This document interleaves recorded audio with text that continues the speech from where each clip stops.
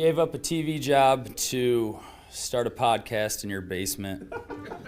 If that doesn't scream midlife crisis, I don't know what does. It was Championship Sunday here in Indianapolis. What's the mindset then coming in as a defending champion? I want to win. No, I want to win. The young lady over my shoulder, Caitlin Clark. Not the best looking guy. And I don't think anyone's going to sit here and say, Matt Randazzo was really good looking. What has this last month, 2 months, 3 months been like for you? It's an important fan base for the Fighting Illini, is it not? It is. He turned 69 years young last week. You look good, Coach. No, try it. Thank you. Welcome to Off the Air on a Thursday here in the Quad Cities. It is Thursday, March 27th. Thank you guys so much for joining us. We are live on YouTube. Once again, if you're watching us on YouTube, we appreciate that. Up to 850 subscribers. It's been a very good week, and we want to continue that. So if you're watching on YouTube, please subscribe. If you have already subscribed, go ahead and tell a friend or two or 10 or 20 or 100 about what we're doing each and every day right here in the Quad Cities at 10 a.m. off the air with Matt Randazzo. We also live on X. We appreciate that. We love everyone watching on X. Those numbers have been great this week as well. We want to keep the momentum going, the good times going, if you will. And also, I say it every day, but I'm ugly. So I appreciate the fact that you don't want to look at me. But if you want to listen to the show, that's great. We go up on all the podcasting platforms right after the show. So you name it, we are there. Apple Podcasts, Spotify, iHeart, Podbean, you name it, we should be there. If you have a place that you get your podcasts and you can't find Off the Air with Matt Randazzo, let me know. I make sure we get there as soon as possible. It is a big day of sports, big night of sports as well. The Sweet 16 taking center stage tonight. Of course, some really good games there. And also, it is Major League Baseball opening day. So two of the best sports in the business colliding, opening day and the Sweet 16 for the NCAA tournament. It is a great day for sports. And of course, we've got plenty to get to today on the show. Coming up in a matter of moments, we will be joined by and chat with Owen Freeman. Owen announcing last night his commitment to Creighton. So the Moline State champion and now former Hawkeye heading to Creighton. We got a great conversation with him where we talked to him about his choice, the process and getting into the portal. Also, we talk about the social media backlash, I guess, is the best way to put it, with his injury this year and, of course, getting into the portal and all of that. So a great conversation with Owen Freeman coming up in just a matter of moments. Also, later in hour number one, we're joined by another former Hawkeye. Mike Gesell joins us. He spent 4 years playing basketball under Fran McCaffery. They were during the early days. Him, Adam Woodbury, one of those big first recruiting classes to come to the University of Iowa. So we'll talk to Mike Gesell about the memories of Fran McCaffery, Fran's future now at Penn, just named the head coach at Penn, and then also his thoughts on Ben McCollum and a new era and maybe excitement behind Iowa basketball. So Mike Gesell later in hour number one. And then in hour number two, it is Major League Baseball opening day. And despite the fact that he's a White Sox fan, I do respect Greg Armstrong's knowledge of the game of baseball. So we will kind of look ahead to opening day of Major League Baseball and maybe the season that is Major League Baseball, the marathon that is Major League Baseball coming up in just a little bit. That's near the end of the first hour, towards the second hour of the show. Greg Armstrong will join us. Of course, it is Major League Baseball opening day. The Cardinals open up at home against the Twins at 3:15. The White Sox are on the south side. They host the Angels at 3:10. And the Cubs, of course, the Cubs already 0-2 in the season. They started last week. The Cubs are at Arizona at 9:10. So I have the fight of my life tonight to get my kids to go to bed as Cubs baseball comes on the air. So a good day and evening of Major League Baseball as well. But we start today with Owen Freeman. Of course, Owen got into the transfer portal at the end of the season after Fran McCaffery was fired at the University of Iowa. He committed to Creighton yesterday. Owen is one of the best guys you're ever going to meet. A big fan of Owen Freeman and what he is as a person. And he was nice enough, gracious enough to join me last night and talk about everything. And so we'll get to it. Here is now Creighton Blue Jay, Owen Freeman. And we're joined now by a very familiar face, Owen Freeman, former Moline State champion, former Hawkeye, and now Creighton Blue Jay. First and foremost, big man, thank you for doing this. I know that life is crazy for you right now. Thank you for taking the time. Of course. You know you're my guy. I'm always going to make some time for the pod. I love it. Well, you are a Creighton Blue Jay. An awesome decision, an exciting decision. I think we got to start there. What was it about Creighton that just fit for you? Because there was a lot of schools after you. What was it about the Blue Jays that makes that home for the next 2 years? Yeah, I mean, Coach McDermott and the coaching staff are just great guys, and I connected with them all right away. And obviously, they have a history of winning, and obviously a great culture surrounding them. And I knew from the moment I stepped there that this is where God wanted me, and I was just connecting with the guys and the way that they want me to fit in with the system. I mean, I can't wait. No, it's a culture over there in Omaha. You mentioned 17,000 every single night. That's something that can get exciting. That's something that can excite a college basketball player. Before all that, the decision to get into the portal. Take me through that, because it's not easy. And Fran had recruited you, and you've known him for 5 years, and it's been a relationship built. So talk about that as well, because it wasn't an easy decision, I'm assuming, to jump into the portal in the first place. Not at all. And him getting fired, I mean, obviously that's a huge change. And me and my family, through a lot of prayer, decided that my best option was to enter that portal and see the kind of options that I'm going to be able to have and that God had in store for me for sure. Absolutely. And you look at it, but you mentioned Fran. That's a guy that believed in you from the jump. Just kind of talk about that, because, with talking with Brock and with yourself, that's a guy that had your back from day one. What did he mean to all this? Because he believed in you from the get-go. Exactly. Our relationship hasn't broke. I called him as soon as I committed, and he was ecstatic. Told me he loved me, and I told him the same thing. I told him I loved him, and I told him the same thing. I'm excited for him. He just got the new job opportunity out in Penn, back where he's from, where he played at. So he's still a huge, important part of my life, and he told me he's going to be cheering me on, and I'm going to do the same thing for him. So you get into the portal, and Owen, you committed to Iowa, early junior year?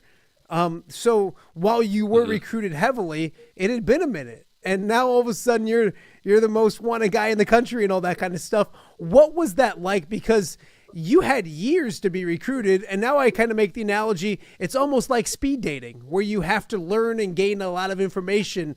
What was it like to get in the portal and probably see your phone blow up right off the bat? Oh, for sure. And I credit a lot of that to my agents. They kind of handled a lot, but it was still pretty wild. You have so many different coaches contacting you. The speed dating analogy is perfect. You only get to know so much about each person and what they're about. So it's pretty quick, but obviously it's a good problem to have, and I felt very blessed to be in it. When you're in that position, what are you trying to find out, Owen? What are you trying to, because you can't find out everything. I mean, when you're recruited by Fran McCaffery, you do your homework. You see in high school how he coaches, how his teams play, go on visits, all those kind of things. What are the things that you were looking at when it came to picking your next school for the next 2 years? Yeah, obviously my fit with my role with my abilities, and that's something that Creighton had, that I was going to be able to fit really well. But I also, a lot of the teams that contacted me were still playing, so I would watch their games, see how they use their 4 or 5 men, see how they coach, their coaching style, see how I could really make an impact. So those are the really key factors that I really looked into, and obviously just checking out, looking up campus, see if they have the same majors and stuff. So me and my family did a whole bunch of research. It's been a cramming session. Is that kind of what it felt like? I know you did homework in high school. I know Brock never did, but it's kind of like cramming it's kind of like cramming for a test, isn't it? Where you have to find out as much information in a short amount of time as possible. 100%. I mean, you're looking up so many different schools, so many different coaching staff, style of play, and see if guys are coming back, see who's all going to be there. I mean, you're doing so much research that it's really time consuming, but honestly, it's a lot of fun because you just get to research the game that you love. I have to ask, did Ben McCollum reach out at all? Have you talked to him? Did he even reach out, or was it to a point where you were kind of narrowing down and focused on what were you going to? Yeah, no, I didn't hear anything from Ben McCollum or Iowa. Yeah, I was pretty narrowed down when he got the job, and yeah, that's about it. When you go to Omaha, and I know you put on Instagram the pictures and those kind of things. Talk about the feel and the fit. You mentioned it a little bit basketball wise, but we mentioned 17,000 people. We mentioned the culture, and Yeah. it's not you are the major league team there. There's not a football program to deal with and all that kind of stuff. Kind of talk about that, because I think you probably felt the love from Creighton Nation, I'm sure. 100%. I mean, you got people texting me, people DMing me, so I felt the love right away, and just being there, and it was my first road game actually in my college career because we played their freshman year, so I kind of got to witness those 17,000 firsthand, and just the community that kind of gathers around everyone. It's an event, it's a whole day event, so I'm really looking forward to it. In Omaha, it bleeds blue for sure. How is your health? How's your hand? Are you back to shooting, to handling, to doing the things you want to do right now, or where are you health wise right now? I'm all cleared. I'm working out, I'm lifting, I'm doing everything. It's healed really well, and I credit that to God. So everything went the way it was supposed to. You look at social media, Owen, and we've talked, and man, I hate social media, and there's a vocal minority that says some dumb things out there. If you had a message to Iowa fans, what would it be when it comes to leaving and moving on, and maybe some of the naysayers and those kind of things, the people who question motives and all those kind of things? What would your message be to Iowa fans? Yeah, I didn't quit. It was something that I had to do. I could have permanently damaged my finger. So, and I'm not a guy who's going to put money above everything. Um, I love this game, and that's all I do it for. And my hand, I had to take care of myself and put myself first. And no one knows the true story but yourself, and that's about it. It's funny because I've never seen so much doubt about a guy that actually had surgery. It wasn't like Yeah, he sprained yeah, something or whatever. You had yeah. surgery, right? Exactly. So like, I don't know how people want to say I quit, but like I had to get. It was important. It's my right hand. It's my shooting hand. Like, it's I'm right-handed. Like, I had to get it done. Yeah, no, absolutely. With that being said, there's some vocal, I believe, and this is my opinion, a vocal minority, but there was a lot of love from Iowa fans. And I saw you down in Moline. Heck, you threw me over my shoulder. I almost killed myself going up there. It's a long way up there, man. It's a long yeah. way up. But I saw your passion winning Big Ten Freshman of the Year. I know the love for the fan base that you have. So with that being said, there is a vocal minority, in my opinion, of people that are going to doubt. But what would you say to the Hawkeye fans that supported you, that loved you, and still wish you well probably as you move on to the next step? Yeah, I just want to say thank you. It's just a huge piece of who I am and part of my story, and those people that sat there and supported me and watched me play and supported me when we weren't winning games, or I didn't play my best. Those are the best fans, and I just want to say thank you, and hopefully you can cheer on Creighton a little bit too. I mentioned before when we were texting earlier, my boys are Hawkeye fans, but they're probably Creighton fans too, which is exciting to know. And I think you probably have them recruited over as being some Blue Jay fans as well for at least 2 years. You've played so much basketball with Brock Harding, and it's funny. Yeah. I joke with my wife that I've said the names Brock and Owen so much over the last 3-4 years that like she thinks it's a country band because it sounds like a country band. Hey, I'm going to go see Brock and Owen. What's it going to be like not playing basketball with him? I know you guys are probably, I know Brock's list. So in case, unless Creighton comes in with something, it's probably not going to be Brock and Owen anymore. What's that dude meant to you, and what's it like, moving on from a big chapter of your life? I mean, 100%. I played with Brock for 6 years. So organized basketball, I played with Brock every year. So just what he means to me as a I mean, it's hard to put in words. He's my brother, and I know I'm always going to have his back. He's always going to have my back. We're going to push each other. We're text away. Our families are close. He's a great guy, and I'll give him the Raz, whatever. Like he'll give it right back to me. But we know we come from a place of love, and I mean we're locked into that for life. And yeah, that's my brother for sure.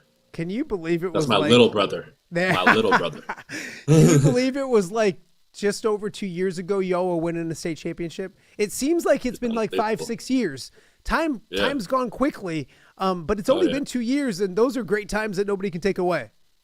Never. No one can take that away. No one can take away the state championship, what we did, the memories that we have, and that's what makes it so special. It's on the court and off the court, those memories that we have. So we're going to look back 20 years down the road and just sit there and laugh and think about everything that we've been through together. Now I've gotten to know you pretty well, and you weren't born in the Quad Cities. You weren't in Moline forever, but I know you took to this place. This place took to you. Do you still feel that? Obviously through Iowa, now going to Creighton, little brother just got done. Your real little brother, not Brock, but actually Creighton, just got done at Moline. Another good season at Moline. Do you still feel that love from Moline and the Quad Cities of your future and the connection between yourself and the people here in the community? Of course, because not everyone here is a Hawkeye fan.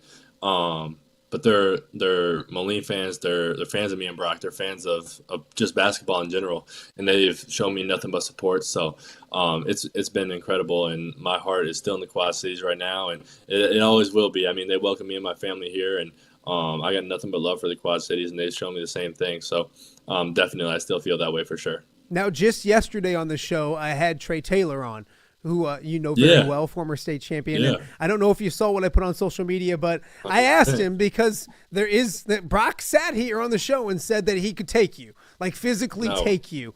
I did check with Trey, and Trey easily says you. I'm sure you appreciated him kind of setting the record straight a little bit.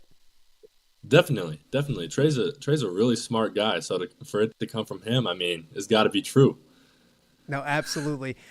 Before I let you go, and anybody who doesn't like professional wrestling, they can stop watching the show right now. But it's time for us to be dorks and talk professional wrestling. WrestleMania is right around the corner, and I've talked to you, texting and all that kind of stuff. But John Cena made a heel turn, and I'm at a nice fancy event with my wife here in the Quad Cities. I'm trying not to find out, and I get a text from you that says, what? Your reaction when John Cena turns heel. That's your dude, man. Yeah. Like I'm sitting there watching, and obviously never been a Cody guy, always been a Roman guy. And I'm like, what is happening? Like you see his face, like there's just no emotion. And then The Rock, I mean, and then Travis Scott too. Like that whole, like Cody was just out there getting jumped. And it was crazy because growing up, that's all I've ever seen was John Cena, the great, like, hard work, hustle, loyalty, respect. Like that's the guy. Like he just is a great dude. But like to see that, I mean, it's gonna be good for sure. It's gonna be awesome. Before I let you go, WrestleMania, just two predictions. What happens, Cena and Cody? We'll start there, and then the 3-way match with a Quad City of his own and Seth Rollins. But we'll start with Cody and Cena. Does Cena get the job done? He does, and The Rock will obviously intervene. But Cena will definitely get the job done. And that might happen, and people might expect it, but it's still going to be awesome, isn't it? Like you might expect it, it's still going to be the best. It's going to be awesome. It's going to be so good. All right, and the three now Roman's your dude. Every time I see you, I throw the ones up. Roman, Seth, Punk, we like them all three. Your thoughts on that? Yeah, give him the tribal chief always. Always. Yeah, obviously Seth being a Quad City guy, but I gotta roll with the tribal chief, and I think we're forgetting who's gonna be a real champion. Jey Uso. Owen Freeman just yeeted on my show. I'm good now. We're good. We're done. Exactly. We're done. So, hey, exactly. I texted you when you left Iowa, and I mean this. I loved covering you at Moline. Loved covering you at Iowa. I'm going to keep covering you, keep bugging you at Creighton. I'm going to keep texting you about wrestling and all that crazy stuff as well. Oh, yeah. I appreciate your friendship. I wish you and your family and Braden nothing but the best of luck, and I'll talk to you real soon. That's the beauty part. I'll talk to you soon. Definitely. I appreciate you, Dazo. All right. Owen Freeman, former Hawkeye and now a Creighton Blue Jay, of course, above all else, a Moline State champion. So excited for him and excited to watch him at the next step in Omaha with the Creighton Blue Jays. Well, we got much more to get to. You're watching Off the Air on a Thursday. We'll be right back. All right, be honest. Are you craving Hungry Hobo again? You know, that fresh sliced meat piled high on those amazing sandwiches, hot off the grill chicken and steak with all those delicious toppings, the biggest and best selection of baked potatoes, or simply some waffle fries dipped in cheese. Well, now that Quad City favorite is even easier to get. Download the Hungry Hobo app today. Order ahead, skip the line, and earn rewards all at the same time. There's Double Points Monday and exclusive specials as well. With 12 locations in the Quad City area, it's Hungry Hobo. Now even easier to find, but still hard to resist. When it comes to quality, convenient pizza, Godfather's Pizza in Silvis has you covered. Featuring a beautiful dine-in area, delivery, and a carry-out window. Godfather's Pizza is that pizza you grew up with, not a convenience store. You see, at Godfather's Pizza, the dough is made fresh daily. That mozzarella cheese is shredded fresh and never frozen. And those toppings are abundantly piled high each and every time. Locally owned and operated since 2010, Godfather's is a huge supporter of local athletes right here in the Quad Cities. So come on by and check them out at 1211 Avenue of the Cities in Silvis. Order online at godfathers.com and reunite with that same delicious pizza you grew up with. Hello, Dan Pearson here of FCA. Our team is thrilled to support Off the Air with our good friend Matt Randazzo. We share the view of the power of sport when it comes to relationships, including the influence of the coach. FCA believes the coach is the most influential person in America. Matt celebrates local coaches and athletes. His content is informational, insightful, and inspirational. Our Fellowship of Christian Athlete team loves partnering with Off the Air with Matt Randazzo while we engage, equip, and empower coaches and athletes in our 23 counties. FCA, the heart and soul in sports. View from the West, the podcast covering Illinois high school football. It's going to be a hard-hitting game. It's going to be great football. Weekly analysis and reaction from around the western side of the state of Illinois. This is the game we had circled when the year started. Follow along on YouTube and subscribe wherever you listen to podcasts. It's big-time football out there tonight, and I know we can play big-time football. View from the West. We got you covered.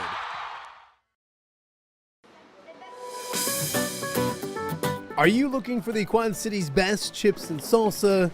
There's only one dude to turn to. Right on. Snoop. Hand-cut chips, fried fresh with that crunch you've come to love. And the most addicting salsa with delicious fresh ingredients each and every time. Pick up your chips and salsa, queso, enchiladas, and much more at the Stern Center in Rock Island. To place your order, simply call the man himself. It's Snoop at 309-314-8197 and find out for yourself what the rest of the Quad Cities already loves. Welcome back to Off the Air with Matt Randazzo here on a Thursday in the Quad Cities. Of course, March Madness is in full swing. The Sweet 16 is tonight, so everybody ready for a little basketball. Also, it's opening day of Major League Baseball, so a big day of sports, and everyone's still buzzing around the state of Iowa about that new head basketball coach. And of course, Ben McCollum era is underway. The Fran McCaffery era is done, and everyone reacting to that new head coach. So I wanted to reach out to a familiar face with his jersey over his shoulder. Mike Gesell joined us right now. Mikey, thanks for doing this. I appreciate it. I know that you're a busy boy these days, but when it's Iowa basketball, I'd love to get your insight. So thanks for doing this.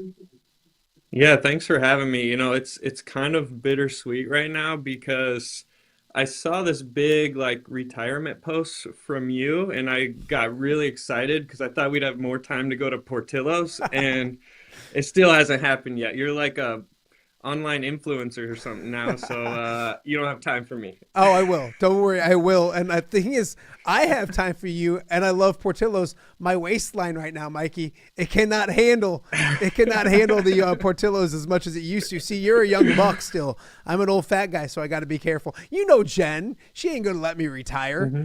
If I could, I would have been sports gambling for a profession a long time ago. You know that, but she's gonna make me keep working somehow, some way. So, it's been an interesting time of Iowa basketball. I know it's something, obviously, being so close to the program you love and adore. Got to games this year. I know you're frequently up in Iowa City.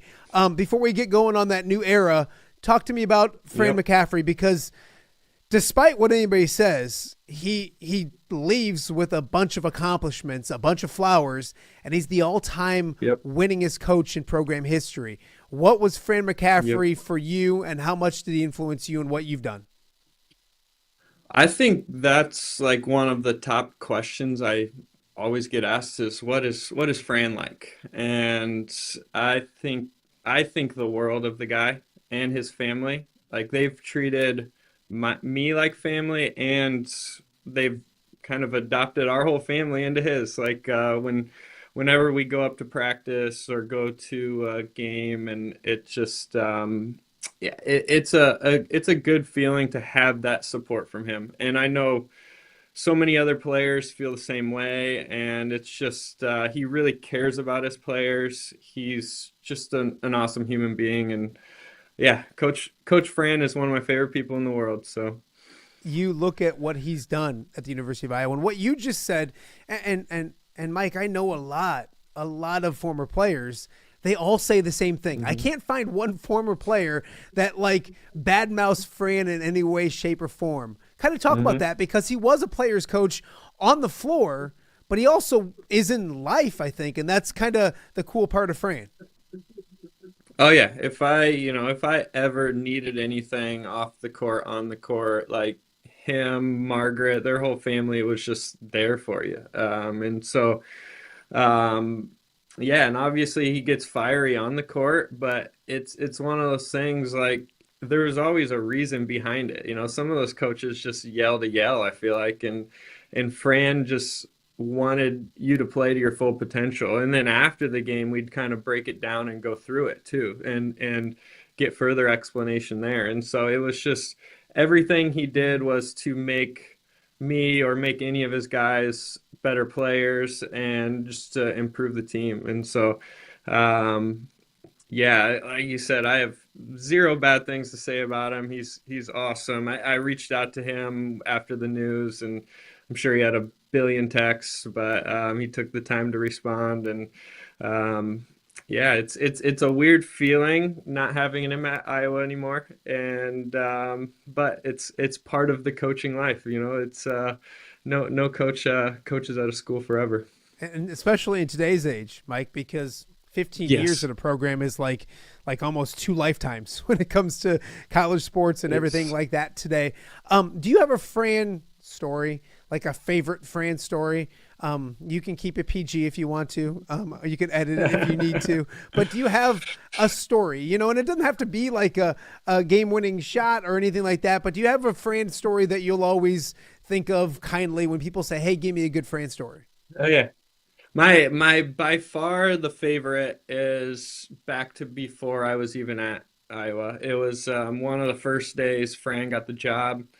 He came to see me and Woodbury, and he met with us, met with our family, and let us know that he wanted us. He wanted us to come to Iowa because it was Licklider who offered the original scholarship, and he made it known that he really wanted us. And he looked at me and I. He looked at my parents and I, and he said, "Your 4 years at Iowa will be some of the best 4 years of your life." And just the way he said it, I knew he meant it, and he was exactly right. It was,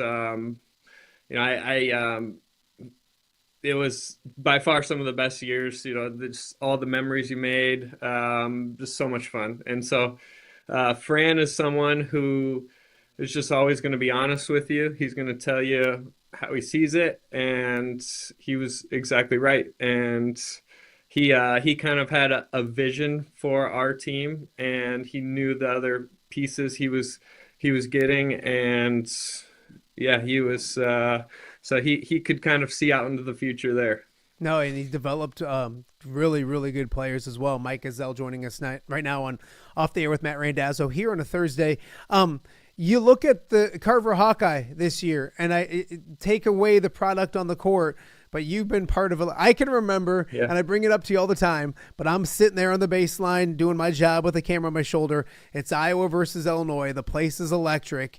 You turn the corner late in the game, and I say to myself, oh, crap, Mike's going to dunk. And I don't know how many dunks you had over your career. I know there was several, but this one I'll remember. The dunk in the lane, it kind of sealed the deal, and that place was rocking. You've been there with the kids and all that kind of stuff. How does Iowa get that energy back to Iowa basketball? Because you lived it. You on the court in front of it. It's probably pretty fun to play in front of 15-5 going crazy, isn't it? Oh yeah, that's I miss that feeling, especially this time of year. I don't know. It's there was just an excitement around it, and even when I was there with our, we'd be playing an exhibition game or some of the early games, and that place was still packed, and it just hasn't been the case these last few years. So I don't know exactly what that reason is, but I think the way we get back to that is just creating an excitement around the program, and I can already feel it. I think, the fans kind of spoke and they wanted a change, and it feels like just from, we're still in kind of the honeymoon phase of it, but it just feels like there's an excitement, and I hope that brings people out to the games, because we need to get Carver rocking. That's a huge advantage for the team too, and winning games and winning those close games. And so I would love to see that this year, and I'll be there with my boys too, screaming. So I love it. I love it. I want to talk to you before we talk about Ben McCollum and what you've seen and heard and all that kind of stuff. Fran and Penn. I don't think it's official yet, but it's like the most known thing in college sports. And in fact, Owen Freeman was on just before you and said that he congratulated, Fran about Penn. So, and it's a guy you love, to see him go home and go back. I'm sure over the years he referenced his playing days in practice or to you guys and Penn and all that kind of stuff. How happy are you for him that, unfortunately what happened 12 days ago happened, but he gets to go back home and kind of maybe finish his career at a place that he started it? Yeah, he never talked a lot about his playing days, but my favorite thing about that was every summer we had the father and son camp at Iowa, and they'd let the dads play against Fran, and all these dads just wanted to take it to him, and that's when you could see he still has it, and he would just make these dads look silly. It was hilarious. And so you just, to this many years later, still be able to hoop was pretty funny. But no, I think that's amazing, just to be able to, I know he's got a lot of pride for that school, and he's going to be great. He's going to be great wherever he goes. If it's not there, I mean, I don't know what to believe online anymore half the time, but no, it sounds like that's where he's going, and I will definitely be watching him, just like I've been watching Butler to keep up with the other McCafferys, and I'll definitely be tuned in. You then obviously listen to you were like me, because I didn't make it up to Iowa City, but I was listening on the Iowa radio network, I think is where I watched it and listened to it. I thought Ben McCollum didn't just hit a home run, but hit a grand slam when it came to what he needed to say. And I love the fact that he didn't just talk about Chris Street and the stars. I mean, he brought up Monteer Glasper and Val Barnes and Wade Lookingbill, guys that I grew up watching back when I'm old, you know that. So when you listen to it, did it work for you as a now Hawkeye fan? Did he relate to you? What was your first impression of Ben McCollum at the University of Iowa? My first impression, I think he's going to be great. I think, and watching him, just I really wanted to watch Drake in the tournament. I didn't watch them a lot this year, and then once the rumors were out that he might be the guy, I wanted to watch him and just see his composure in the games and see how he runs his team, and I loved what I saw. I think he's going to be an incredible coach. And then throw that press conference on top of it. It was it gave me goosebumps just hearing it. And he's an Iowa guy, that he's connected to the program. He's going to care about the program. He's honestly reminds me a lot of like a Kirk Ferentz. He's just these Iowa fans can just really get behind and cheer for. I think it's going to be a exciting era for former player. Is it important for him to make that connection? And I don't mean just giving you free tickets or like having you the things that maybe former players get, but to connect with you guys, because it's 15 years. It's not like Fran was here for 3, and I don't want to throw Lick under the bus or anything like that, but it wasn't a short, unsuccessful era. It was a long, very successful era. Players at Iowa to relate to buy into what he's about to do.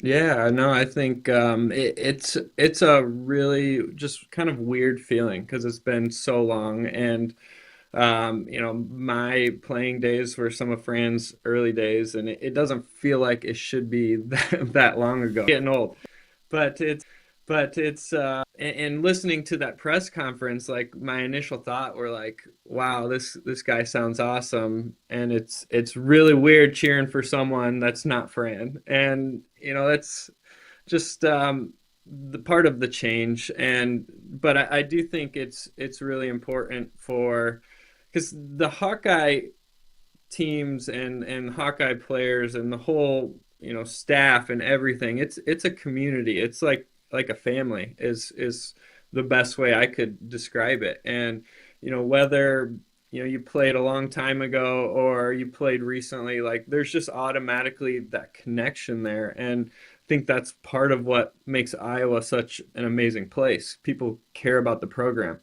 And I'm excited to be a part of it. I'll cheer for him 100, see his success, and also the guys.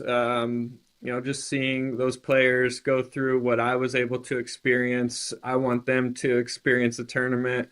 Hopefully, they can experience a Final Four or something that I wasn't able to. And I haven't met Coach yet. I'm hoping to get to meet him soon and feel like a part of the program. So a few more for you because you actually have a job. I'm unemployed.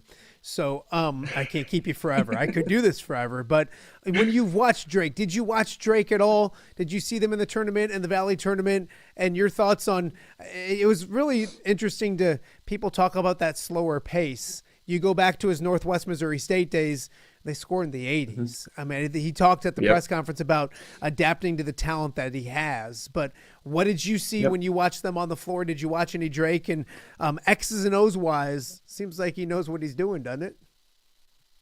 Yeah, and I get the sense like he's not siloed into one style of play. He knows, one, what makes his players best, and two, just the game plan too, and what he needs to do to adjust. And I mainly watched just the NCAA tournament, but one thing that really stood out to me is his players had no fear. They were just playing with extreme confidence, which I love to see, and they played together. And I think we'll absolutely see that out of his Hawkeye teams. So it's and also the point guard play was something that really stood out. Obviously, they have one of the best point guards in the country who's now going to be a Hawkeye, which is going to be fun to watch. But just the way he controlled the game, obviously me being a former point guard, I just love to watch good point guard play, and it's going to be fun to watch this year. I think Hawkeye fans are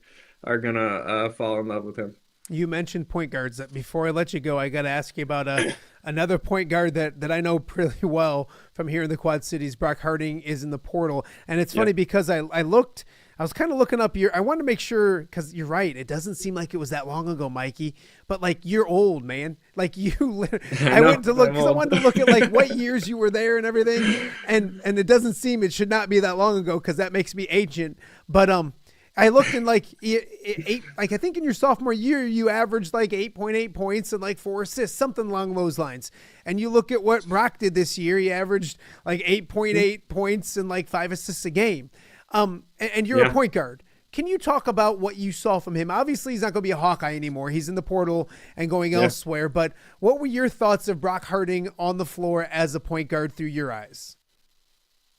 Brock's a tremendous player. I was telling people all the time, by the time Brock's a senior, he's going to be a stud. And I wish it was in a Hawkeye uniform, but he's going to be great wherever he goes. And he just has a tremendous feel for the game. He sees things on the court that not others see, and he can knock down open shots. He's just got a tremendous feel for the game. And I know that's why Fran recruited him. You know, Fran was a point guard as well. He can see that in the guys that he recruits, and Brock will be successful wherever he goes. I know that. Before we let you go too, you continue to be successful on the basketball court because you do the rec league stuff. I know you know, but I am a 3-time Bettendorf C League champion. It's a dynasty. They're going to do a 30 for 30 someday. It's going to be amazing. You're still balling, and it's a big Sunday, I think, coming up for you. The rec league's okay for you, isn't it? Augustana has adopted me. Augustana Elite. That's our team where we've got a lot of pressure on us. Number 1 seed. We gotta win a championship this Sunday. Okay, so you say Augustana, and you mentioned it before we went on. Name some of these guys, because there's guys on this list on this team that have won a lot of basketball games at a high level. Yeah, well, Hunter Hill and Tavian Johnson are 2, and kind of funny is we played against them at Iowa my freshman or sophomore year in our exhibition game, and I still have all of my old scattering reports, so I went through my box to try to find it to see what it said about Hunter or Tavian, and I couldn't find it. I don't know if I just threw it away or what, but I was pretty mad about that. But no, it's fun. I am a competitor. I have to do something to stay competitive, and I'm gonna play basketball as long as my body lets me. But I'm getting old. I don't know how much longer it'll be. I'll have to pick up pickleball or golf or something after that. But last night, I was texting with Nicholas Bear, and I texted him, and it took him forever to get back to me. And he sends me a picture, no joke, and it's his rec league championship picture. They won their championship last night, and he's just like, I'm one down, 2 more to go to equal greatness, because that's what it is. You've seen the banners. It's what it is. You can't deny it. I may be able to talk a little bit, but I could ball with the best of them. That's not true, Mikey. You know that. So hey, it doesn't matter what level it is. A championship's a championship. Yes.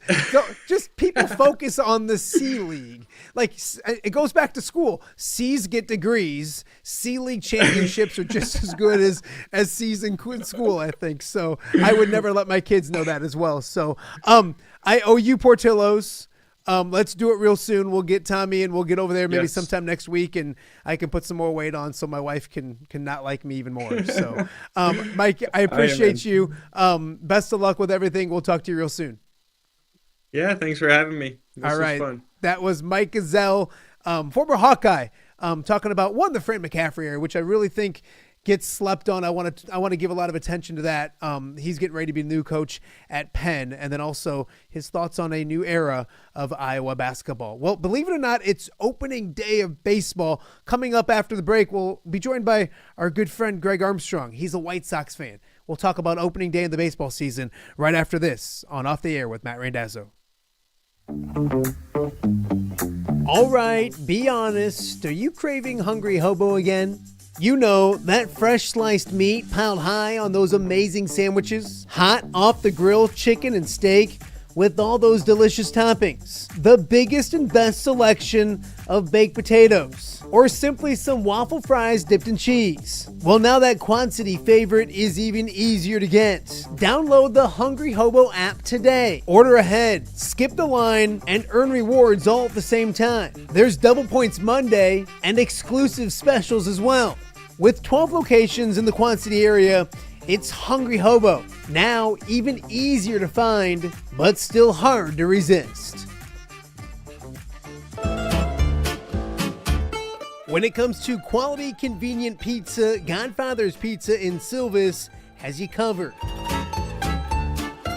Featuring a beautiful dine-in area, delivery, and a carry-out window. Godfather's Pizza is that pizza you grew up with, not a convenience store. You see, at Godfather's Pizza, the dough is made fresh daily. That mozzarella cheese is shredded fresh and never frozen. And those toppings are abundantly piled high each and every time. Locally owned and operated since 2010, Godfather's is a huge supporter of local athletes right here in the Quad Cities. So come on by and check them out at 1211 Avenue of the Cities in Silvis. Order online at godfathers.com and reunite with that same delicious pizza you grew up with. Hello, Dan Pearson here of FCA. Our team is thrilled to support Off the Air with our good friend Matt Randazzo. We share the view of the power of sport when it comes to relationships, including the influence of the coach. FCA believes the coach is the most influential person in America. Matt celebrates local coaches and athletes. His content is informational, insightful, and inspirational. Our Fellowship of Christian Athlete team loves partnering with Off the Air with Matt Randazzo while we engage, equip, and empower coaches and athletes in our 23 counties. FCA, the heart and soul in sports. View from the West, the podcast covering Illinois high school football. It's going to be a hard-hitting game. It's going to be great football. Weekly analysis and reaction from around the western side of the state of Illinois. This is the game we had circled when the year started. Follow along on YouTube and subscribe wherever you listen to podcasts. It's big-time football out there tonight, and I know we can play big-time football. View from the West. We got you covered.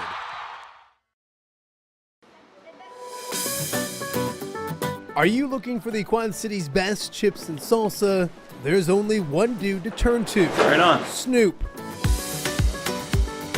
Hand-cut chips, fried fresh with that crunch you've come to love. And the most addicting salsa with delicious fresh ingredients each and every time. Pick up your chips and salsa, queso, enchiladas, and much more at the Stern Center in Rock Island. To place your order, simply call the man himself. It's Snoop at 309-314-8197 and find out for yourself what the rest of the Quad Cities already loves.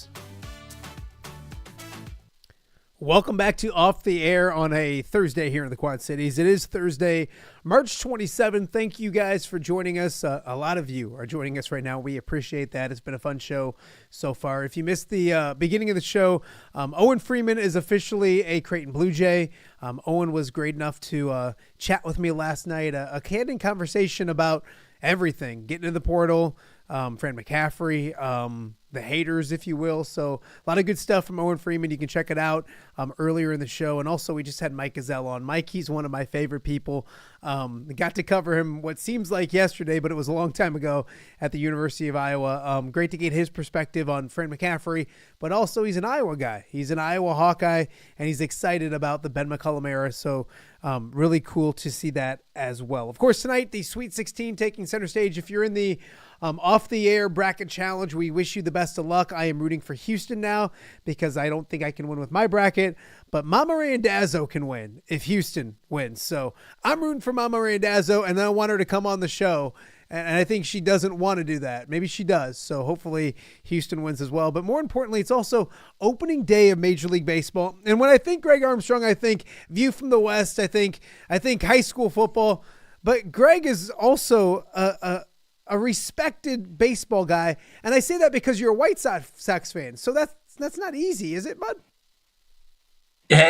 I'm even rocking the jersey today just for the show. I love it. Major League Baseball opening day is today. Before we get into who's good, who's bad, records, predictions, which everybody wants to know, Greg. That's why they watch. Is like, God, I wonder what Greg and Matt are thinking. So we'll get to those in a second. But it is opening day, but it's weird to me. And I don't know if it is for you because, I mean, there is a ton of baseball, and I'm going to watch it all afternoon and evening. And yes, the Sweet 16's on, so luckily I have several viewing TVs I can see. But when I was younger, and even it seems like 10, 15 years ago, this was a national holiday. And now with, starting in Japan or whatever a few weeks ago or a week ago, and with the NCAA tournament still going on, does it still have the same excitement, luster that it did when I guess we were younger, or is it different for you? I think that a part of the thing is like baseball just brings on nostalgia anyway. So I think like people always tend to think it were way back when, and maybe sometimes that's true, and maybe sometimes that's just in our own head. But I think that it snuck up on me this year. Like, I don't know, like all of a sudden it was like, oh, it's baseball season. Like the opening day is this week. And I think, I don't know, is the tournament later than it used to be? The NCAA tournament? I don't know if it's later or baseball starting earlier, but I don't think baseball's starting earlier, but they didn't coincide the way they are right now. Yeah. So I feel like that's part of it. I don't mind the opening up in Japan. I think it kind of brings excitement, like a world excitement to baseball. And there's more players like Shohei Ohtani that are coming over from the Japanese league. So I think like that brings in some excitement. I get it from a Cubs fan perspective. Like they were playing at 5 a.m. and it's like, that's kind of their first, that's their season debut. And it's like, it's hard to kind of get into that. But I think that there is some, I think there's value in that. But no, so you've been talking a lot about the Iowa Hawkeyes and, and the basketball program. And, the Iowa Hawkeye basketball program and the White Sox have a lot in common. Did you know that, Matt? Because they both have new head coaches, and both rosters only feature one person that anyone's ever heard of. So that's really well done. Did you hear that from somebody, or did you come up with that? I thought of that this morning. You like that? I do, but I'm trying to think of the one player I know for the White Sox. No, I'm kidding. How about Luis Robert? Yes. I will say this. You didn't have 4 kids last week trying to set their alarms for 4:45 in the morning so they could get up to watch opening day. And that's what I had to deal with. So, that's the thing I don't like about it, but I get the worldview. I get where baseball's going. I understand that.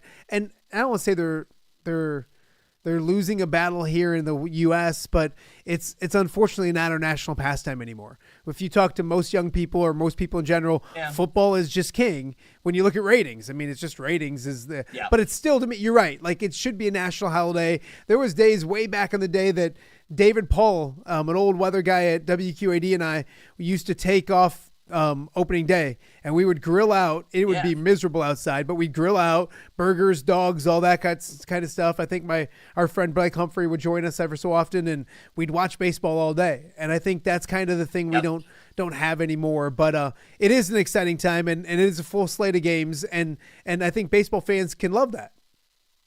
So I tell you what, back probably around a similar time frame to when you were doing that, there was a couple years in a row, probably like 5 or plus years in a row that I took that day off, whether it was Thursday or the Friday.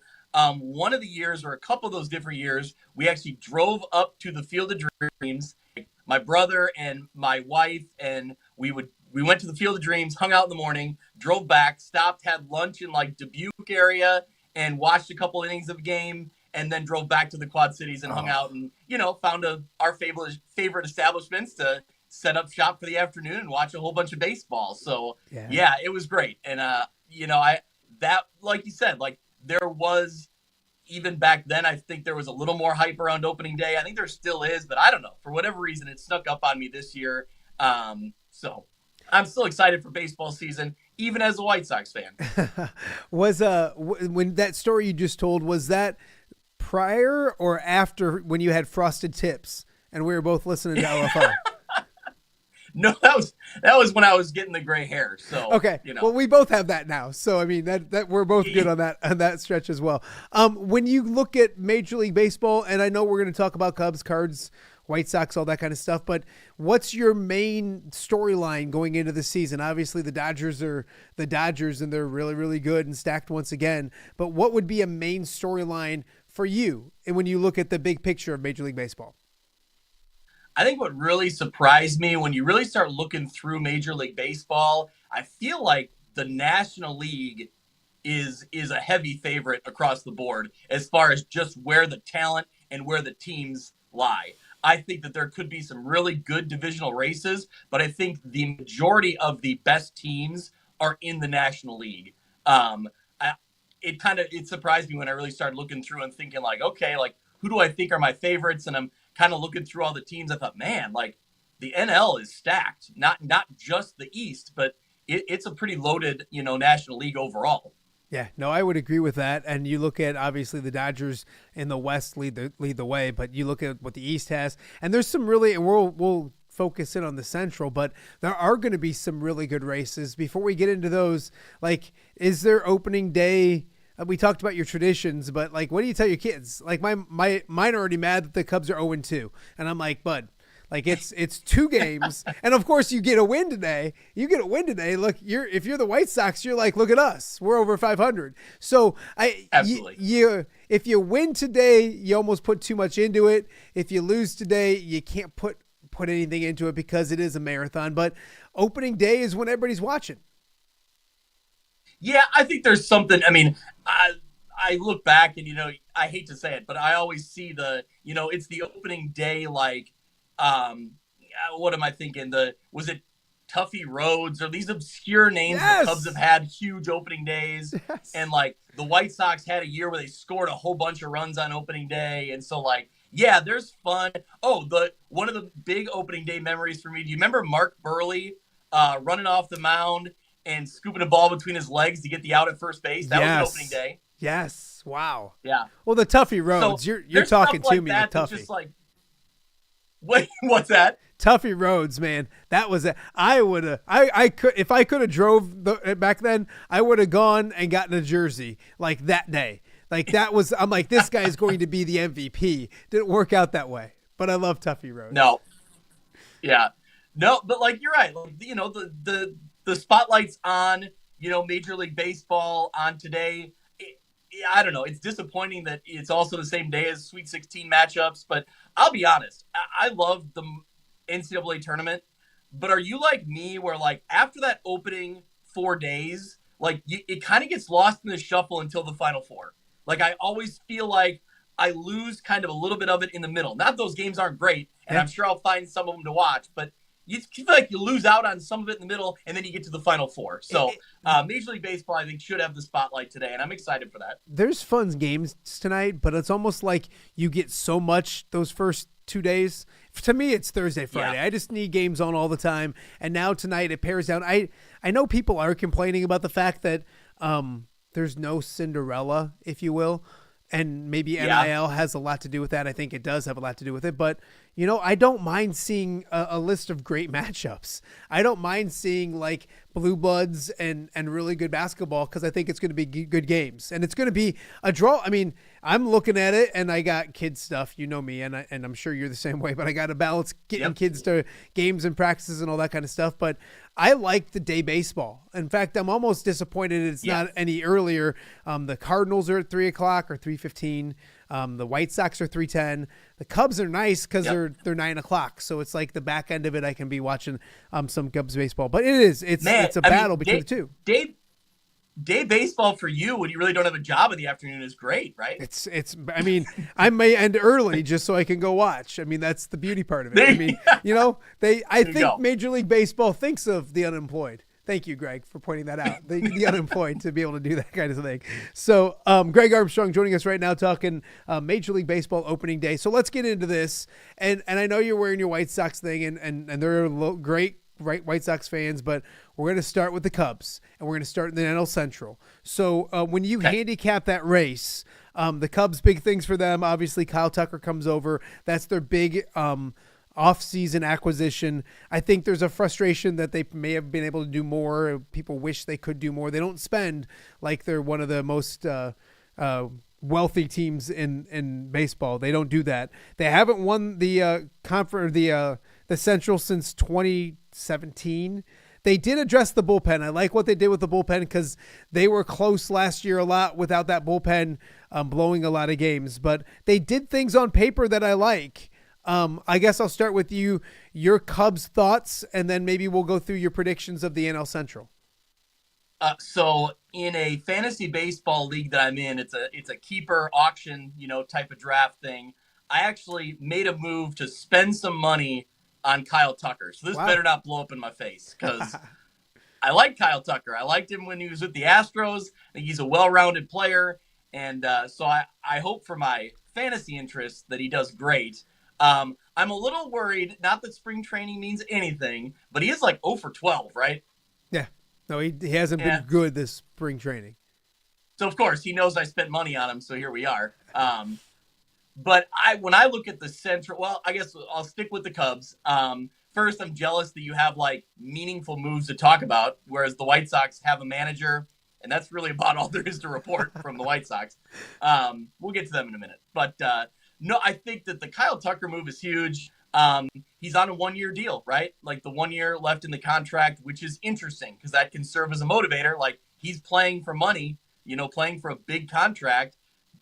How do you handle that pressure? I think that's a factor, that it's one of those things where it seems kind of obvious, but these are Major League Baseball players, but they're people, they're human beings, right? They're on the line, they know what's at stake for him personally. So that'll be interesting to follow along with, but I like just having that sort of anchor in your lineup. And, he'll be a good outfield addition, obviously, as well. So I think that's a great move. I think when I look at the Central overall, I think you're Brewers, Reds, Cubs, somewhere in that mix. I think that's where the division kind of sits. I love the Pirates' talent, but I don't know that they have enough of it right now. You didn't mention the Cardinals. I did not know, and my wife will be mad about that. No, I'm okay with that because I'm a Cub fan, and I know that there's probably Cardinal fans that are mad at you, and they can get mad at you instead of me. But you didn't mention the Cardinals. Well, they can. Okay, they can get mad, but what? They're just in this kind of no man's land, right? They're the White Sox for the last 10 years up until they got really terrible. They're just in this weird kind of rebuild, kind of not. I don't know. They're in purgatory. They're in baseball purgatory, where they're not good enough to be really, really good. Even if they get good enough to maybe be in contention, they are not good enough to win the whole thing. I mean, I know you get in the postseason and anything can happen. I get all that, but you don't look at them as World Series contenders, but they're not rebuilding by any stretch of the imagination. So they're kind of caught in that purgatory where they're just kind of middling instead of going forward or rebuilding. Absolutely. Yep. I completely agree. So that's where I'm not real high on them going into the year. That's why you kind of explained it. Yep. No, and I do. I will say this: I do like Sonny Gray, and Sonny Gray, and yep. I do have him over 5.5 strikeouts today. So if anybody's interested in that kind of thing, that would be my favorite play for the day is over 5.5 strikeouts for him. So go through your order because you kind of just said I got these three. I'm going to put you, and here I will tell you this, and not like you didn't watch, but the one and only Brian Stocking was on the show last week. He was at my house, Greg. He's still at my house. That's amazing. I got 15 boxes of Twinkies. He's still in the basement. He won't leave. It's crazy. But he had the Pirates winning the National League Central. Wow. See? Okay. I know you're going to be surprised. Stocking and I do not disagree on sports predictions. Yeah, we never have. We probably never will. No. So give me the order. What do you got? All right. You want me to go top to bottom? Yes. All right. I think the Brewers are going to win the division again. I like Jackson Chourio, and he's having a huge spring again. Not that spring matters, but I think that it's good to see if he's going to be the cornerstone, if he's the anchor of that team, the prospect. He needs to be doing that. So. I like the Brewers again. And I'm going to inch up the Reds above the Cubs in second place. You're such a hater. And here, okay, two things. Terry Francona with the Reds now. I like that. So I like what he can do with talent. And Ellie De La Cruz is one of, if not the most exciting player in baseball. I got a few of my favorites, but he's certainly one of them. And I think if he has the year that, if he continues to build on what he's already done, I really like him. I think it'll be really close. I think Cubs and Reds are right there in second and third. It could be a game difference. And then from there, I got Pirates and Cardinals. So apologies to Cardinal fans, my wife included. I think they're last in the division. De La Cruz is that guy that when you're walking through the living room and the game's on and he's up, or the bar, if you will, or wherever, and you see him on TV, you stop for that at bat. You know what I mean? That's that guy that you're just like, I remember running inside when I was younger when Sammy Sosa was up, knowing that like, all right, they might not be good, but I can go and get the Sammy at bats. Like that's kind of the same thing with him. I know it's going to shock you.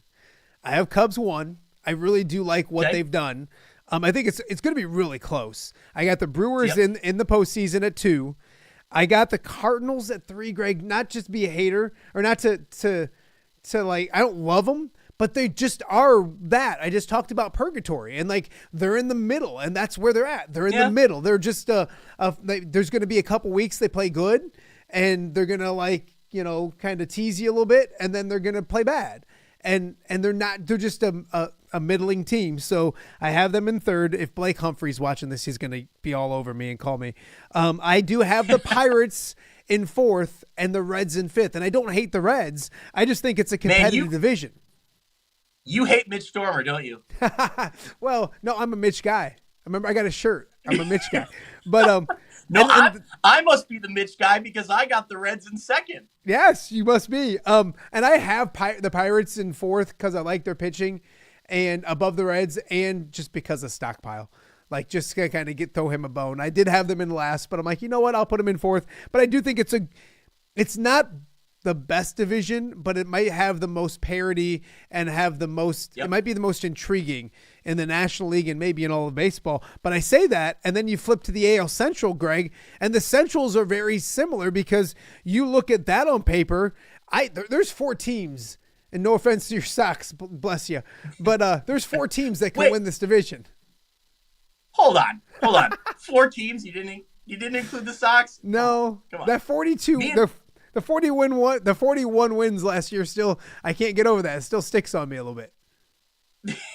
me and Scott Weiss should load up and drive to Vegas right now and just put a bet on the World Series White Sox. I bet you would do more than just bet on the White Sox if you and Scott Weiss went to Vegas. I have a feeling there'd be some more things done if you and Weezy did that as well. So, okay. So give me we'll start with the White Sox. 41 and 21. I'm a Lions fan, man. I get it. I went 0-16 one year, so I understand where you're at, and I appreciate the success now more than ever because of the going through that. You hit bottom, man.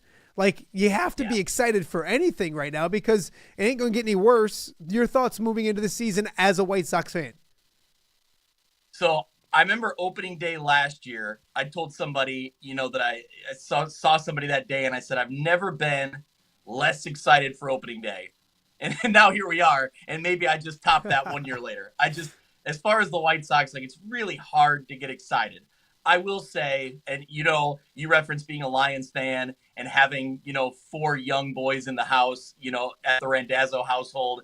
I feel bad for my son who's 13, going to be 14 this summer. And you remember you're like 10, 11, 12, 13, 14, like those are the years, right? Yeah. Like those are like when you're like the most like hyper attentive sports fan, I feel like, because you don't have any cares in the world. This is your whole life is, your team. And so I feel bad. Like this is what my son gets right now. This is what I've done to him. But no, I think, we'll be positive about it though. Like I think the slate is completely clean, whereas last year you still had a couple guys going into the year that you were like, when are they going to be dealt? Or why are they still on this roster? Like, what are we doing here? And so they've stripped it clean, right? I mean, you have Luis Robert left, and that's it. So I think the question is, when does he get traded? and can they get something really valuable for him? And he's got to perform. He's been too injury prone and a little bit inconsistent, but when he's playing really well, he can be a game changer type of player on the base path, in the outfield, and at the plate. So I think he's, got all the skills.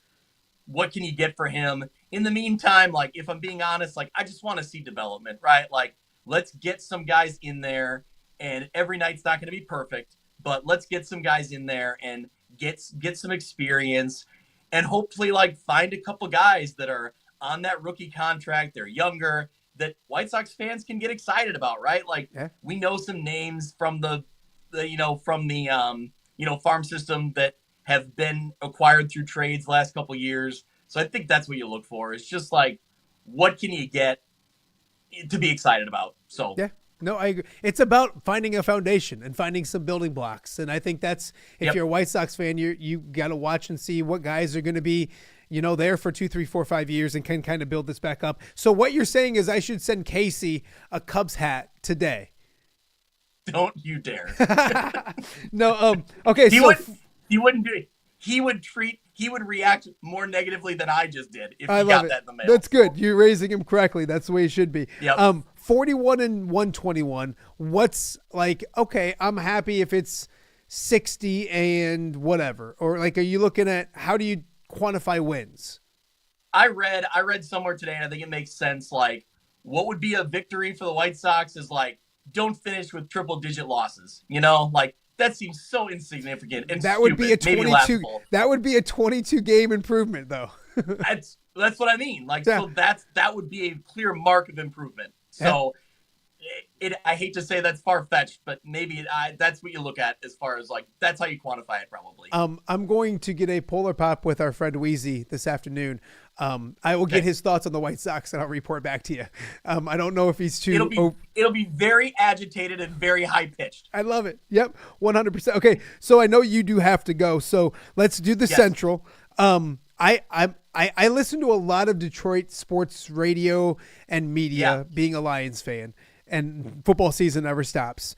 I do love what they did last year, and I'm a Lions fan. I'm watching the city. I was up there when we went up just after they got done to a Lions game, and the city was great. So I do have Tigers 1.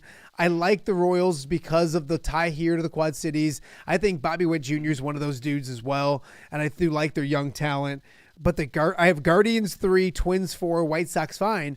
But like those 4 teams I mentioned, you can make an argument they could win the division. But I'll go Tigers 1, Royals, Guardians, Twins, White Sox. What says you?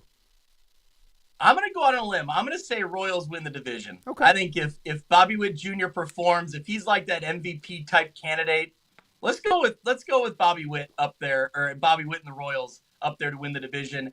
And then I'm the rest of them. So Tigers 2nd, Guardians, Twins, White Sox. All right. World Series before we let you go, because your kid's probably going to be standing outside instead of getting picked up for school. It's all good. Hey, he's getting a hat later today. Casey will understand. I'm getting him a hat. So World Series. I'm not going to go through wild cards and all that kind of stuff. Give me your NL, give me your AL, and then who wins the World Series. Like I said, I think the National League is very top heavy. I think the National League is where a lot of the best teams come from. I'm going to say, again, maybe going out on a limb here, I'm going to say an upset in the National League. I think the Phillies get by the Dodgers. I think they take on the Red Sox. So Red Sox-Phillies World Series.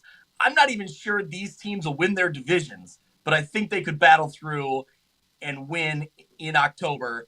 I'm going to say Phillies and Bryce Harper get a World Series. I like Bryce Harper. I want him to get a ring. I'm going Phillies and maybe a little bit of an upset pick there. I like it because I didn't want to sit here and say, I'm going to say Dodgers, and it's so lame. It is. Yeah. It's so stupid, so lame, but like Ohtani's that good, and the people they have around him, and there's just got stars everywhere. So I did go Dodgers. How about Rangers? Rangers. I'm intrigued with what they do. They're young. I think they got better in the offseason. It's a different pick. I do like the Red Sox. I had the Red Sox and written down as somebody, but I went with Dodgers. versus the Rangers, and oh boy, Yeah. Randazzo went out on a limb and picked the Dodgers. I know it's not fun. So I'm glad you have the balls to come on the show and like have a good prediction and not sit here like me and be the Dodgers. But it's good. It's better to be right sometimes. I'm a Bryce Harper guy, so I'm in. Let's go for it. No, I love it. Greg, I know you got to go, but plug View from the West because it's back. You got podcasts going right now, coaching conversations. We joke, but like high school football season is like really sooner than later. It's crazy how quickly it comes. So View from the West, one of my favorite podcasts. You see the promo on the show all the time. People can start listening now. Yeah, so we're back at least on maybe a every other week basis, slowly getting back into the game here. But we have 2 podcasts out right now. One kind of talks about all the new changes coming to the IHSA, the multiplier, the waiver, success factor, and then also some new coaching hires around the area. So that's kind of an episode to get you back up to speed heading into 2025. And then this week, we just dropped an episode. I sit down and interview Hall of Fame head coach Tom Yupst. He was from Morrison, Illinois, or coached in Morrison, also coached at Ottawa High School for a couple years before actually becoming a principal for about 20 years, 15 to 20 years, then jumped back into coaching at my alma mater, Ottawa Marquette. And the turnaround they had was remarkable. They were on the verge of maybe getting rid of football. Wow. They had 16 varsity kids, and they went 0-9 his first year. They built it back up, and they became a team that made the semifinals a couple years in a row. So anyway, he just has a wealth of stories and memories. And man, he came, as a good football coach, he was so well prepared. He had everything mapped out, all the players' names, all the memories, all the moments from over the years. It's a really good interview with a long-time coaching legend. He just retired this offseason. So it's entertaining. It's a little bit of a passion project for me because I love my Marquette Crusaders, but if you're a football fan, local football around the area, he's a really good interview. View from the West podcast, go check it out. Greg, we're going to be talking high school football before we know it. You're going to be a fixture on this damn show because we're going to be doing it on Mondays, on Fridays, maybe on Wednesdays, everything else as well. So I appreciate it. Enjoy opening day. I'll text you when I'm with Wheezy later, and enjoy some baseball with your family. Appreciate you. Will do. We'll be busy like you are, but I will. Yes. Absolutely. All right. Thanks, Greg. We got a lot more to get to here on Off the Air with Matt Randazzo. Actually, we don't have a lot to get to because we're almost done. But a few notes to make before we wrap up the show. We'll do that right after this. You're watching Off the Air with Matt Randazzo on a Thursday. When it comes to quality, convenient pizza, Godfather's Pizza in Silvis has you covered. Featuring a beautiful dine-in area, delivery, and a carry-out window. Godfather's Pizza is that pizza you grew up with, not a convenience store. You see, at Godfather's Pizza, the dough is made fresh daily. That mozzarella cheese is shredded fresh and never frozen. And those toppings are abundantly piled high each and every time. Locally owned and operated since 2010, Godfather's is a huge supporter of local athletes right here in the Quad Cities. So come on by and check them out at 1211 Avenue of the Cities in Silvis. Order online at godfathers.com and reunite with that same delicious pizza you grew up with.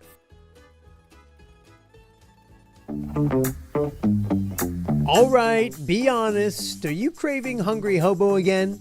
You know, that fresh sliced meat piled high on those amazing sandwiches, hot off the grill chicken and steak with all those delicious toppings, the biggest and best selection of baked potatoes, or simply some waffle fries dipped in cheese. Well, now that Quad City favorite is even easier to get.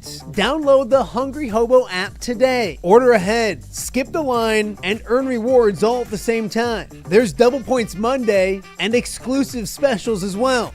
With 12 locations in the Quad City area, it's Hungry Hobo. Now even easier to find, but still hard to resist.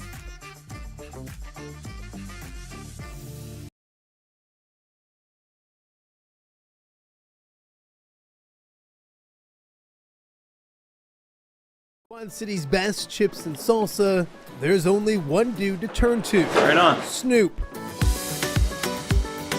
Hand-cut chips, fried fresh with that crunch you've come to love. and the most addicting salsa with delicious fresh ingredients each and every time. Pick up your chips and salsa, queso, enchiladas, and much more at the Stern Center in Rock Island. To place your order, simply call the man himself. It's Snoop at 309-314-8197 and find out for yourself what the rest of the Quad Cities already loves.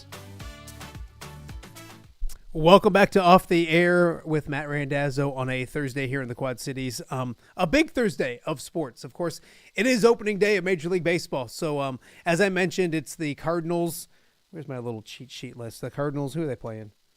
Minnesota at Busch Stadium, playing the Cardinals. That's at 3:15. The White Sox host the Angels at 3:10. And the Cubs and Diamondbacks out in Arizona. I think it's a 9 o'clock start tonight. Maybe it's an 8 o'clock. Anyways, they're later tonight. So Major League Baseball is back. Games are starting soon. That's exciting. That's something to talk about every single day, which is a lot of fun. Also, it is a big time for March Madness. It is the Sweet 16 starting tonight. Excited to see what happens with that. And speaking of that, as I look down at my phone and somebody keeps bugging me, I do want to remind everyone, if you're in the bracket challenge, a lot of people still in this thing, including Mama Randazzo sitting there. If Houston wins this thing, she's the winner. I want to thank everybody for getting into the bracket challenge. Most importantly, I want to thank our sponsors, Godfathers, Hungry Hobo, and Snoops for, providing the prize package and just being great sponsors in general. We're going to welcome Rafferty Funeral Home here real soon. Love the sponsors, love the support they give me. It's extremely important. So we want to thank them. And the winner of the bracket challenge gets a Godfather's specialty or 3-topping pizza. They get a $20 gift card to Hungry Hobo. And they also get a large chips and salsa and a dozen enchiladas from my guy Snoop. If you haven't had Snoop's, and there's some exciting news with Snoop coming up here real soon. If you haven't had Snoop's, man, you're not living. I'm just telling you, I'm not just being biased because he's a sponsor and a friend. It's as good as it gets. So it's awesome. It's absolutely awesome. So good luck to those people watching tonight. We want to thank everyone for watching this show. Want to thank our guests. If you missed it, Owen Freeman chatted with me last night. We wish Owen the best of luck at Creighton, Moline State champion and now former Hawkeye. We talked to him about everything. It's an interesting, fun conversation. You can see that at the beginning of the show. It was at the top. So go back and check that out if you missed it. Also, Mike Gesell, one of my favorite people. I got to get to Portillo's and pig out with Mike real soon. But he joined us talking about the Fran McCaffery era, what he'll miss about Fran, great memories of Fran. But then talked about Ben McCollum. He's excited. He's a former player that loved what he heard from Ben McCollum when he was introduced as the head basketball coach at the University of Iowa. So great insight from Mike Gesell. Go check that out earlier in the show. And then thanks to Greg Armstrong for, being a White Sox fan first. That makes things a little easier for me. And then also for breaking down opening day and the Major League Baseball season. So a lot to get to tomorrow. We are efforting, and I believe at 10 o'clock live, we will have Notre Dame offensive tackle Charles Jugasol. He'll be getting out of practice. It's looking around the 10 o'clock area, the 10 o'clock time. He'll be joining us live. So excited about that. Also have Dave Heller lined up to join the show tomorrow. Congrats to the Bandits. Modern Woodman Park, not that this is anything new, is the best stadium in minor league baseball. The Bandits open up in 12 days, I think, something like that. So Dave's one of my favorite people as well. We'll talk to Dave Heller tomorrow, Charles Jugasol tomorrow, and a lot more. It's been a busy week here on the show, but it's been a great week. If you missed any of it, go check it out. We want to thank all the new subscribers, all the new viewers. We love that. And thank you for supporting this fun little gig of mine called Off the Air with Matt Randazzo. We do it every single weekday, 10 o'clock to noon. So go back and watch the shows from earlier and get ready for tomorrow, because tomorrow should be a lot of fun as well. So until then, we will see you guys tomorrow. Thanks so much for watching, and we'll be back with Off the Air with Matt Randazzo once again tomorrow.